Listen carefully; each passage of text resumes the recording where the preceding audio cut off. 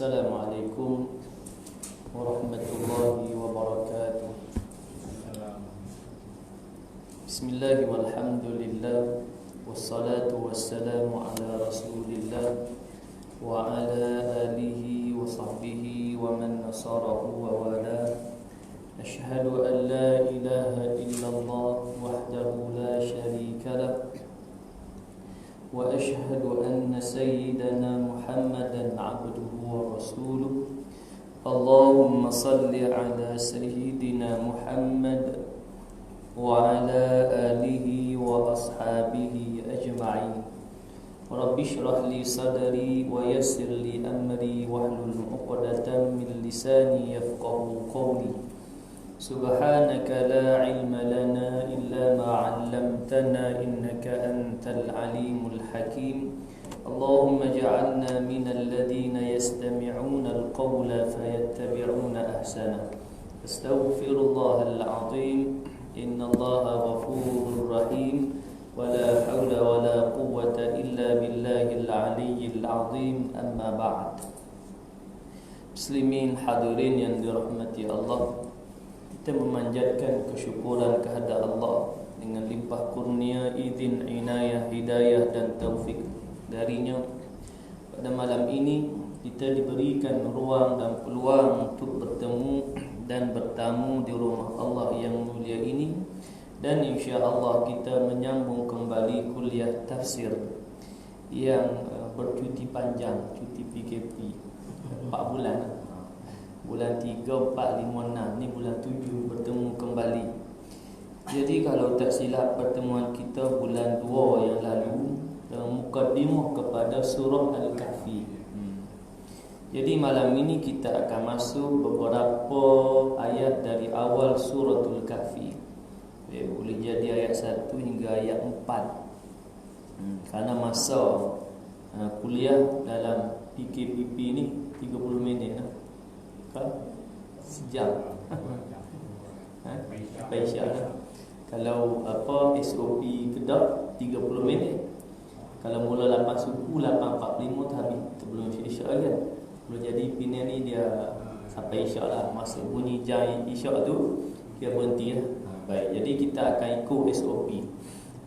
Kerana SOP itu adalah untuk menjaga apa kita nak kata maslahah, kebaikan untuk diri kita lah. Dia penjarakan sosial semita, kemudian tidak bersentuhan, bersalaman, dan juga bawa sejadah sendiri dan sebagainya. Yang itulah face mask. Maka kita jagalah, mudah-mudahan kita dijauhi ya daripada, Allahumma salli ala sayyidina Muhammad, penyakit wabak ini.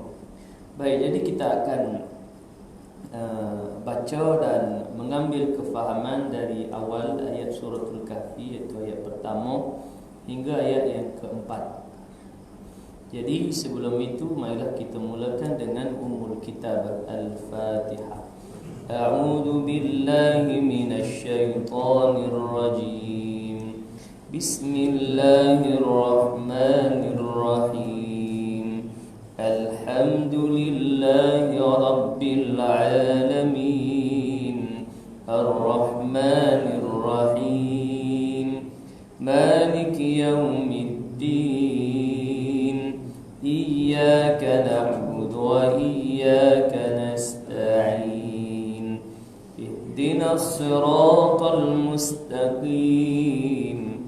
Siratal ladzina an'amta 'alaihim ghairil maghdubi 'alaihim waladdallin.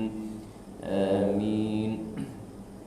Kita baca surah Al-Kahfi ayat 1 hingga 4. Bismillahirrahmanirrahim.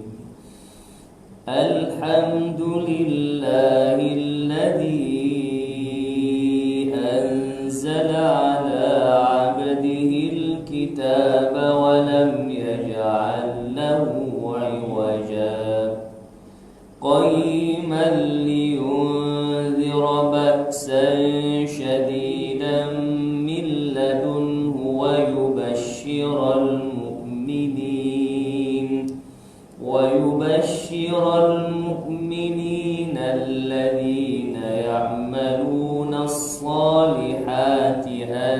لهم أجرا حسنا ماكثين فيه أبدا وينذر الذين قالوا اتخذ الله ولدا. Sadaqallahul azim. Demikian ayat pertama hingga ke ayat 4 surah Al-Kahfi. Baik, dia ayat 1 hingga 10 dan 101 hingga 110 ayat yang dibaca sebagai ayat harian lah. Kita jadikan dia amalan bacaan 110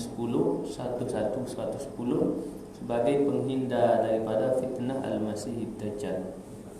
Baik, jadi kita tengok pada ayat pertama Alhamdulillah.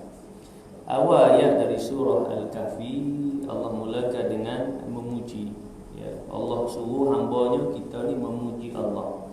Sama seperti suratul Fatihah, Alhamdulillah. Alhamdulillahi Rabbil Alamin, surah Fatihah. Segala puji bagi Allah, Tuhan sekalian alam. Suratul Kahfi, Alhamdulillahilladzi anzala ala 'abdihi al-kitaba wa lam yaj'al lahu 'iwaja. Segala puji bagi Allah yang telah menurunkan kitab, anzala ala 'abdihi al-kitab, telah menurunkan kitab Al-Quran kepada hamba-Nya, ala 'abdihi, ke atas hamba-Nya, itulah Nabi kita Nabi Muhammad sallallahu alaihi wasallam. Walam yaj'al lahu 'iwaja, dan tidak menjadikan padanya sebarang ajaran yang berbelit-belit. Qayyima, sebuah kitab yang begitu lurus. Jadi sebab itu pada ayat 1 2 ni dia ada tanda saktah. Berhenti, kemudian tidak tarik nafas, kita tunggu. Tapi tadi kita berhenti ya. Walaupun dia sempurna ayat 1, tapi dari sudut tajwidnya kita berhenti tanpa tarik nafas. Bila kita berhenti tanpa tarik nafas tu, kita berhenti mana, sambung lepas dia qayyimah pun cukup dah. Kita beri contoh, Alhamdulillahilladzi anzala ala 'abdihi al-kitaba wa lam yaj'al lahu 'iwaja qayyima. Kita berhenti tu tanpa tarik nafas, terus dengan qayyima. Baik, tadi tu pasal kita baca ramai-ramai, lagi dia jadi apa? Hang sikit lah. Pasal apa baca lagu tu lah. Kita itu bacaan yang tepat menurut Kuntajuk. Kalau boleh panjang lagi sampai mana? Wa yubashshirul mu'minin. Kalau nafas panjang tapi rasa saya pun tak ada sampai situ. Sempur dulu. Jadi qayyimah, kena dia bersambung tadi, walam yaj'al lahu 'iwaja, tidak menjadikan padanya sebarang ajaran yang berbelit-belit, yang berubah, ya.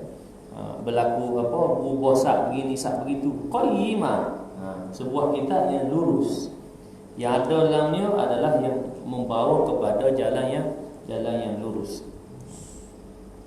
Baik, qayyimah, maka kita nak baca balik tadi ibtidak qayyimah balik ya. Macam tu. Ya. Jadi saktah tu kita berhenti. Saktah ni dia punya hukum dia berhenti tanpa tarik nafas, tanpa ambil nafas. Tapi kita berhenti situ, nafas tak ada. Tapi kalau kita memang sampai situ nafas habis dah, tak apa dah. Tentu kalau berhenti nafas habis dah, tak tarik nafas ke mana lagi nak sambung. Sempurna, tak apa dah. Tu. Sebab dia sempurna ayat. Cuma hak cantiknya pada saktah, Allahumma salli ala sayyidina Muhammad, berhenti tanpa tarik nafas. Jadi kalau nafas panjang tu boleh terus lah. Dia kalau saktah yang pendek-pendek tak ada masalah. Kalla bal rana ala qulubihim. Bal tu dia pendek je lah, ayat yang sama. Saktah lain kebanyakan lah ayat yang sama lah. Umpamanya surah Yasin pun juga saktah lah ayat yang sama. Ni saktah 2 ayat. Saktah duduk di hujung ayat. Baik, iaitu kaedah bacaan menurut Kuntajuk yang betul lah, yang sempurna. Baik. Qayyiman liyunzira ba'san syadidan min ladunhu wa yubashshiral mu'minin. Baik. Maka didahului dengan alhamdulillah, segala puji bagi Allah yang mana Allah turunkan kepada hamba-Nya iaitu Muhammad Alkitab Al-Quran. Jadi puji-pujian bagi Allah kerana nikmat yang besar Al-Quran. Nikmat yang besar ni, Quran ni nikmat yang besar ataupun anugerah, pemberian Allah yang besar. Kenapa besar? Kerana dengan Al-Quran menyelamatkan manusia daripada kesesatan, menyelamatkan manusia daripada melakukan kekufuran, dan mensyirikkan Allah. Dengan diturunkan Al-Quran, hamba dapat menjadikan Al-Quran sebagai panduan dalam kehidupan untuk berada pada jalan yang lurus. Qayyiman tadi, qayyiman liyunzira ba'san syadidan min ladunhu wa yubashshiral mu'minin, masih lagi menerangkan kelebihan dan juga fungsi Al-Quran. Al-Quran diturunkan liyunzira ba'san syadidan min ladunhu wa yubashshiral mu'minin, untuk menyampaikan amaran keseksaan yang amat keras. Ba'san syadidan min ladunhu, nak menyampaikan, liyunzira ni nak beri peringat, nak nadhiran, nak amaran, nak beri amaran, nak ancam siksa yang amat keras, amat pedih. Syadid min ladunhu, orang yang ingkarlah kepada perintah Al-Quran, perintah Allah. Wa yubashshirul mu'minin, dan juga penyampai berita gembira.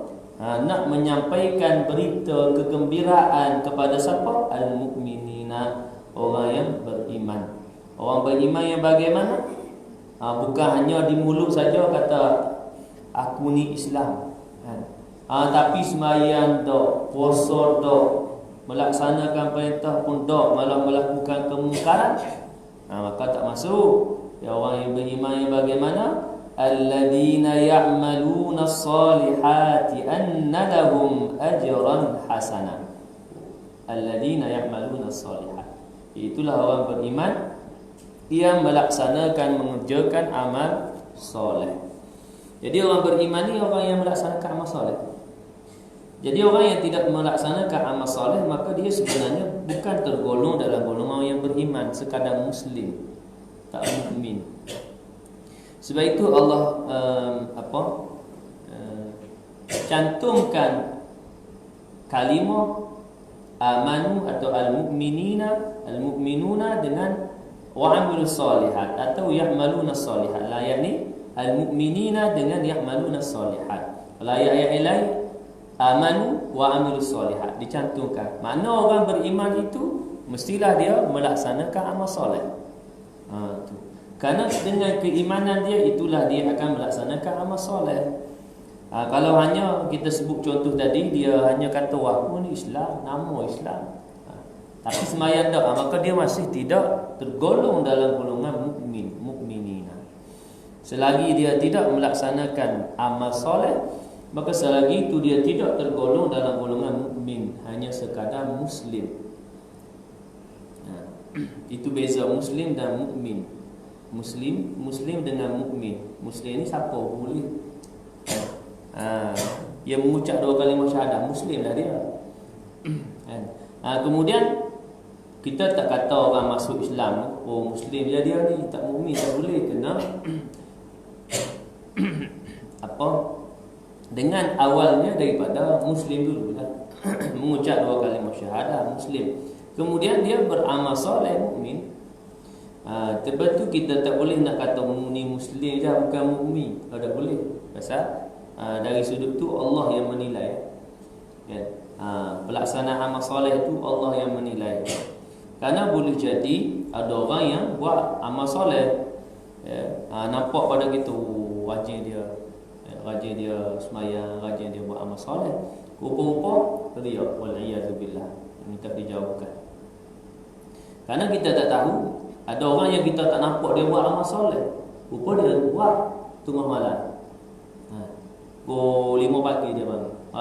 Di siang hari tak nampak lah dia. Tak nampak dia buat amal soleh, tak nampak dia rajin.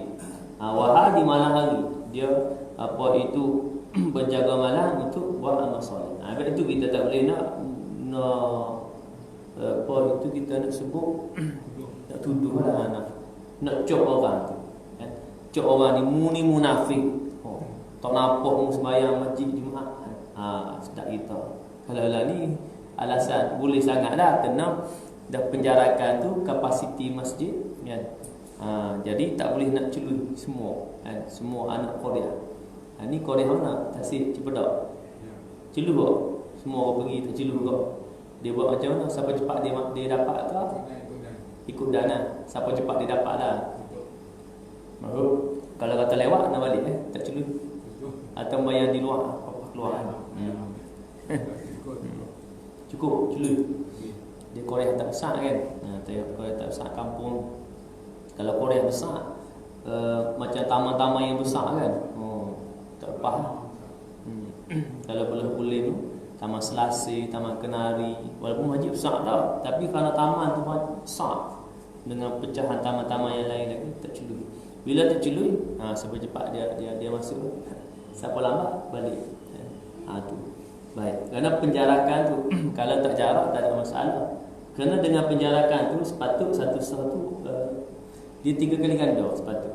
Bila jarak jadi kurang 1/3 daripada 2/3 kurang. 2/3 tu kerana jarakkan tu. Baik. Jadi orang yang beriman, penentu kepada orang beriman itulah iaitu orang yang melaksanakan amal soleh. Jadi kita berusaha untuk menjadikan diri kita sebagai hamba yang beriman dengan memperbanyakkan amal soleh. Kenapa? Ujung ayat 2 disebut anna lahum ajran hasana. Mereka akan memperolehi pahala yang baik. Orang yang beramal soleh ni, orang beriman dan beramal soleh mendapat ganjaran pahala yang baik di sisi Allah Subhanahu wa taala. Baik, ayat permulaan mengandungi penonjolan sifat lurus dan tegas di samping memuji Allah yang telah menurunkan kitab suci Al-Quran kepada hamba-Nya yang membawa ajaran yang lurus tanpa berbelit-belit dan menyeleweng. Tanpa belit-belit tu tak ada menyeleweng dan tanpa bertujuan mengambil hati sesiapa, malah tujuan ayat kedua tadi lah, liyunzira ba'san syadidan min ladunhu, untuk menyampaikan amaran siksa yang amat keras dari sisi Allah. Nak mengancam orang yang kufur, nak mempertakutkan orang yang kufur, orang yang melakukan kemungkaran dan kemaksiatan kepada Allah. Orang yang kufur ni kalaupun diancam dia tetap juga begitu orang kafir lah. Kalau orang Islam diancam dia mari juga takut. Kalau orang Islam lah dia ada iman tu. Kalau ada sekelumit iman, bila diancam dengan siksa ni dia takut, mari juga takut. Sekejap je. Lepas tu lupa balik. Pasal dia ada iman tu. Kalau tak ada apa langsung, dah takut apa? Wal-iyadzubillah. Kerana dia jauh daripada rahmah Allah Subhanahu wa taala, cahaya hidayah Allah.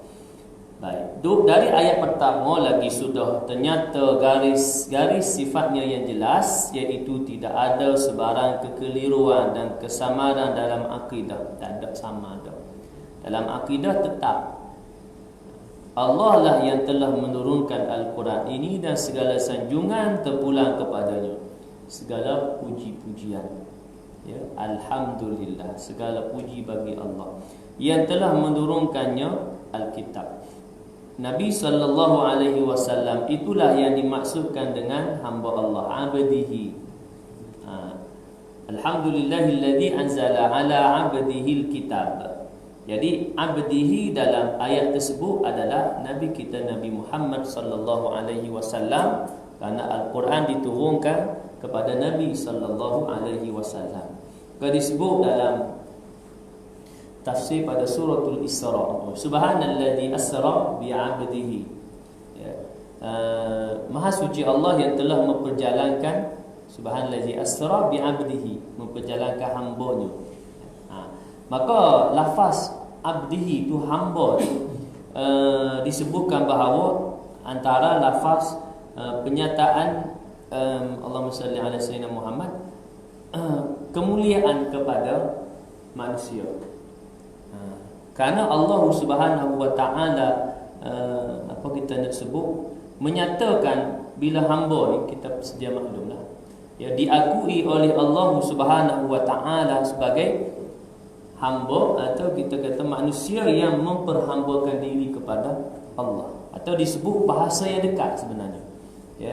Walaupun tak sebut apa itu nabi ke umpamanya, rasul ke, ataupun nama terus Muhammad umpamanya, tetapi dengan lafaz abdihi itu juga disebutkan sebagai lafaz yang kita nak sebut suatu kemuliaan kepada Nabi sallallahu alaihi wasallam. Banyak lagi ayat lain umpamanya kita sebut tadi yang tuju kepada Nabi, ya. Lain umpamanya wa in kuntum fi raibin mimma nazzalna ala abdina, hamba kami, itulah Nabi sallallahu alaihi wasallam. Demikian juga ayat yang pertama suratul kahfi.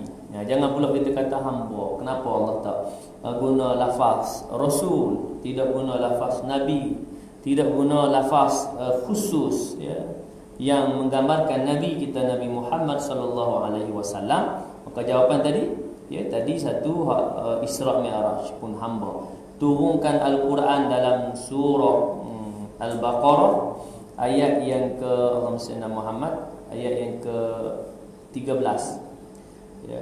Juga abdina. Kemudian ayat pertama dari surah Al-Kahfi ini juga dengan lafaz abdihi. Juga lafaz abdihi ini kerana hamba, Allah mengakui hamba. Hamba Allah ni maksud yang memperhambakan diri. Jadi orang yang kufur, benarlah kita sebut manusia ni hamba Allah. Tapi kalau hamba yang kufur, dia hamba Allah?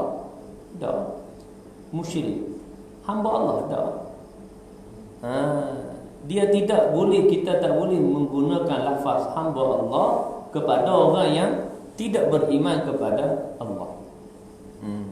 Karena hamba Allah ni orang yang memperhambakan diri kepada Allah, orang yang benar-benar beriman, baru kita sebut hamba Allah. Kan? Itu. Karena tapi bila lafaz daripada Allah ni, Allah mengakui seseorang itu hamba, maka lebih sangat manis dia punya ni. Ya, kalau kata daripada manusia kata kita ni adalah hamba Allah, kita saja bukan datang daripada Allah yang melafazkan Abdullah, hamba kepada Allah itu, ya, Allah yang mengakui siapa yang sebenarnya hamba dia, ya.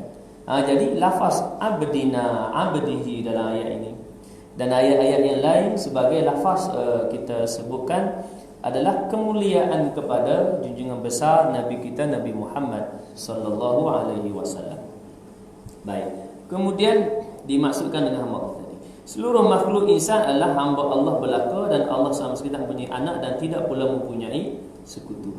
Baik. Maka disebutkan secara umum di sini seluruh makhluk insan adalah hamba Allah belaka, dalam erti kata sekira mana mereka memperhambakan diri kepada Allah. Al-Quran dia makna hamba Allah belaka.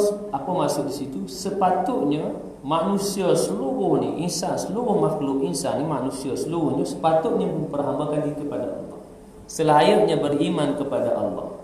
Jadi orang yang tidak beriman maka wajarlah mendapat siksaan daripada Allah. Wajarlah nanti di hari akhirat waliyadzubillah dimasukkan dalam neraka jahanam. Kerana apa? Kerana sepatutnya dia hamba kepada Allah. Bila hamba kepada Allah ni, dia ikut perintah Allah, meninggalkan perkara yang dilarang oleh Allah. Itu hamba, kan? Kalau hamba kepada manusia kan pun, hamba itu akan melaksanakan segala apa yang diperintahkan oleh Tuhan dia. Itu hamba bagi manusia. Tapi sistem perhambaan telah dihapuskan. Islam menghapuskan sistem perhambaan, kerana hamba ini, manusia ni dengan Allah. Tak ada hamba kepada manusia. Baik. Kemudian Qayyimah, sebuah kitab yang begitu lurus. Konsep pelurusan Al-Quran ini sekali dinyatakan dengan ungkapan yang menafikan sifat yang berbelit-belit ayat pertama tadi, dan sekali pula dengan ungkapan yang menegaskan sifat kelurusan itu sendiri untuk menguat dan menekankan konsep kelurusan ini. Qayyimah, lurus, benar Al-Quran itu, tidak ada keraguan padanya. Jadi bila benar, maknanya apa? Kita kena berpegang kepada Al-Quran, merujuk kepada Al-Quran, berpandukan kepada Al-Quran. Baik, liyunzira ba'san syadidan min ladunhu wa yubashshiral mu'minina alladhina ya'maluna as-salihati anna lahum ajran hasana. Dan wa yubashshiral mu'minina, menyampaikan berita gembira kepada para mukminin yang mengerjakan amal soleh, bahawa mereka akan memperolehi pahala yang baik. Tadi berita ancaman, amaran, azab. Kemudian datang selepasnya, selepas daripada ancaman tadi, amaran tadi, datang pula khabar gembira. Khabar gembira diberikan ganjaran pahala yang baik. Diberikan ganjaran pahala oleh Allah Subhanahu wa taala. Sebagai apa? Dirangkaikan antara azab dengan nikmat, ancaman dengan nikmatlah. Apa tu, kita berita gembira. Sebagai untuk kita nak melihat, dan kita yang memilih dia. Kita nak milih duduk jadi apa, duduk di mana? Duduk di mendapat azabkah, wal iyad billah, atau mendapat nikmatkah, berita gembira? Mudah-mudahan tergolong dalam golongan tersebut. Amin. Ya. Baik, itu rangkai ni mari gitu. Allah mula mari cerita orang kafir, kemudian azab dia. Lepas tu mari pula cerita orang beriman, nikmat dia. Dia datang berangkai. Ini datang berangkai. Baca surah Sajadah kita baca selalu. Ammal ladzina amanu wa 'amilus solihati anna lahum jannatin tajri min tahtiha al-anhar. Kemudian datang ayat yang seterusnya, wa ammal ladzina fasaqu fama'wahumun nar. Iaitu mula-mula cerita orang beriman beramal soleh bahawa akan dimasukkan dalam syurga. Datang yang kedua selepas daripada ayat itu, wa ammal ladzina fasaqu, adapun orang yang fasik, fama'wahumun nar, akan dimasukkan dalam neraka. Maka di sana bila datang rangkaian ni, Allah nak beri, kita nak sebut ke mana, muktamadlah, kata putus, ya. Maksudnya okey, pilihan dua, ya. Dua pilihannya. Bagi manusia dua pilihan. Sama ada nak mendapat apa itu ancaman tadi itu, mendapat azab. Kedua, mendapat kabar gembira, mendapat nikmat. Pilihan, dua pilihan. Dan dua pilihan itu penentu untuk nanti di hari akhirat ke mana tempat kembali, syurga atau neraka. Demikian juga ayat ni. Ancaman tadi itu, siapa-siapa yang mendapat ancaman, amaran, azab daripada Allah ini tergolong dalam golongan yang kufur, wal'iyadu billah, maka akan mendapat azab. Kerana dia telah memilih dalam kehidupan di dunia, dia telah memilih untuk menjadi kufur, wal'iyadu billah. Maka nanti di hari akhirat masuk neraka, wal'iyadu billah. Demikian orang yang beriman, beramal soleh, maka beroleh ganjaran yang begitu hebat, dimasukkan dalam syurga dan diberikan ganjaran pahala yang baik, seperti yang disebut dalam ayat yang kedua. Kemudian wa yunzirul ladzina ayat yang ketiga, makitina fihi abada, iaitu pahala yang mana tadi tu, annalahum ajran hasana makitina fihi abada, iaitu pahala syurga di mana mereka akan tinggal tetap untuk selama-lamanya. Makithina fihi abada. Abada belakang tu abadan, iaitu selama-lamanya, kekal dalam syurga. Maka pahala tadi ni, ganjaran yang besar, iaitulah akan dimasukkan dalam syurga. Itu sambunganlah daripada ayat yang kedua. Bagaimana nikmat yang Allah kurniakan kepada hamba yang beriman dan beramal soleh. sebagai nak memberikan tarikan dan semangat serta keinsafan bagi golongan yang kufur, ingkar, ya, kepada perintah Allah supaya kembali menjadi hamba yang beriman kepada Allah setelah mana Allah janjikan khabar gembira, makithina fihi abada. Barulah datang yang seterusnya, wa yunziral ladina qalu ittakhadallahu walada, dan untuk memberi amaran kepada orang-orang yang telah berkata bahawa Allah mempunyai anak. Maka amaran kepada golongan yang mengatakan bahawa Allah mempunyai anak, ya, golongan Kristian, Nasara, ya, mengatakan bahawa Allah mempunyai anak. Demikian juga golongan Al-Yahud juga mengatakan Uzairu ibnullah, Uzair anak Allah.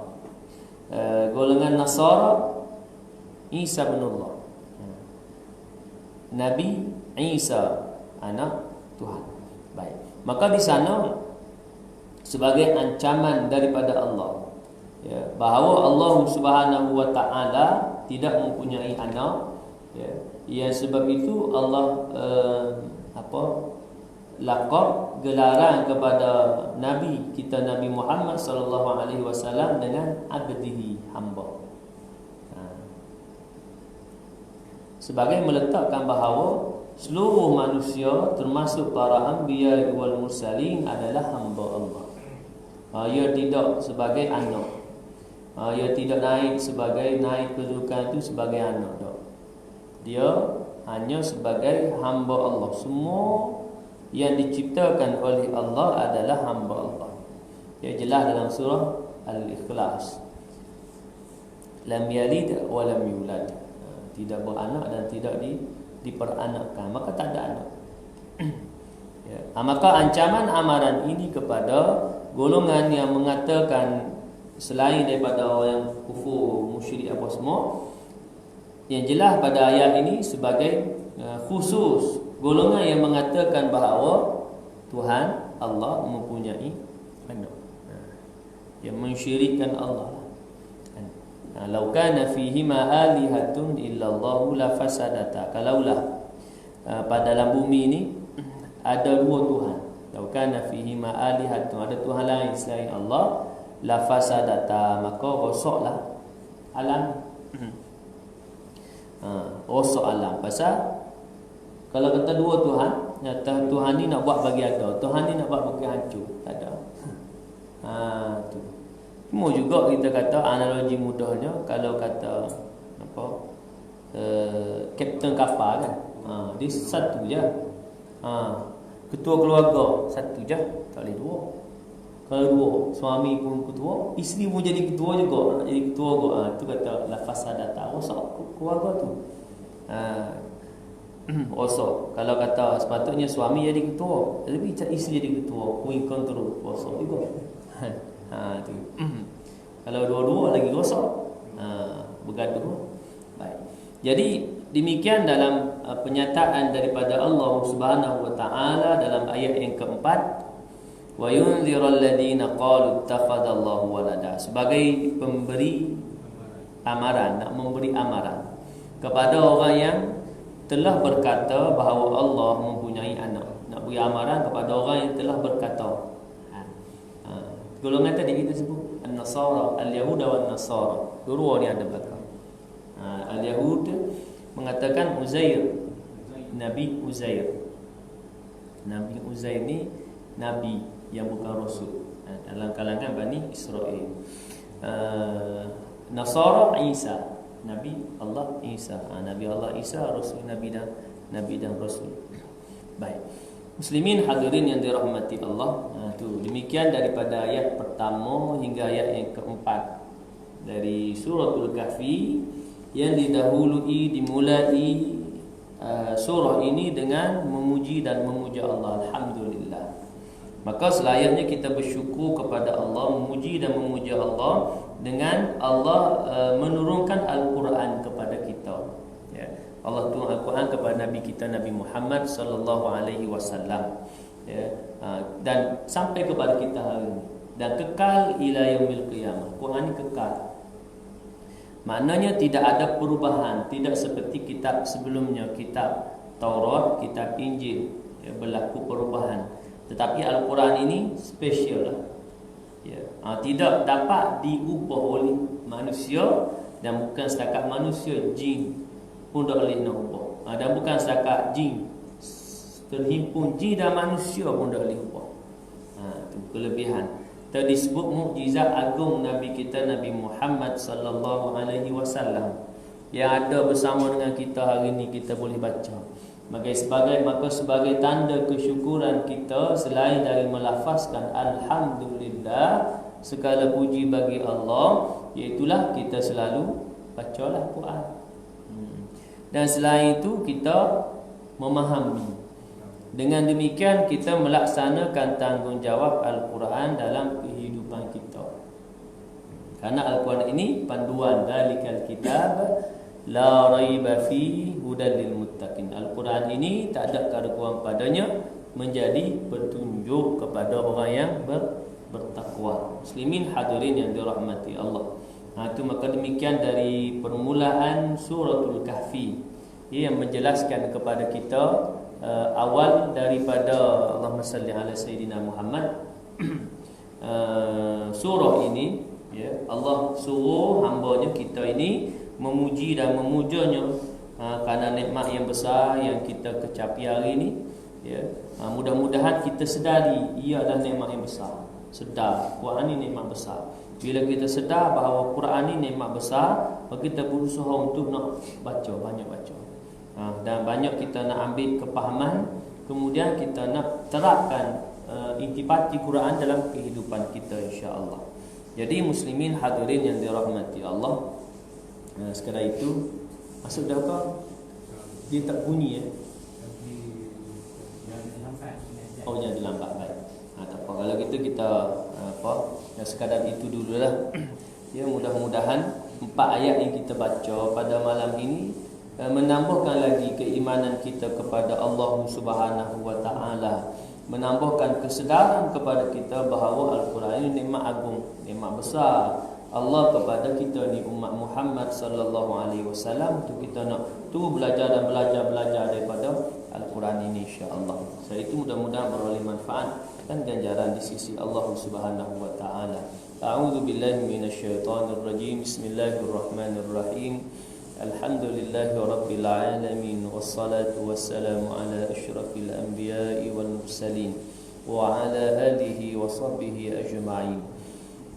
Allahumma arhamna bil Qur'an waj'alhu lana imaman wa nuran wa hudan wa rahmah. Allahumma dhakkirna minhu ma nusina wa 'allimna minhu ma jahilna warzuqna tilawatahu ana al-laili wa atrafan nahar waj'alhu lana hujjatan ya rabbal alamin. اللهم اجعل القرآن لنا في الدنيا قادينا، في القبر مونسا، وفي القيامة شفيعا، وعلى الصراط نورا، وإلى الجنة رفيقا، ومن النار سترا وحجابا، وإلى الخيرات كلها دليلا وإماما. ربنا عليك توكلنا وإليك أنبنا وإليك المصير. ربنا آتنا في الدنيا حسنة وفي الآخرة حسنة وقنا عذاب النار. وصلى الله على سيدنا محمد وعلى آله وصحبه وبارك وسلم والحمد لله رب العالمين. سبحانك اللهم بحمدك أشهد أن لا إله إلا أنت أستغفرك وأتوب إليك. بسم الله الرحمن الرحيم. والعصر إن الإنسان لفي خسر إلا الذين آمنوا وعملوا الصالحات وتواصوا بالحق وتواصوا بالصبر. وبالله التوفيق والهداية. السلام عليكم ورحمة الله وبركاته.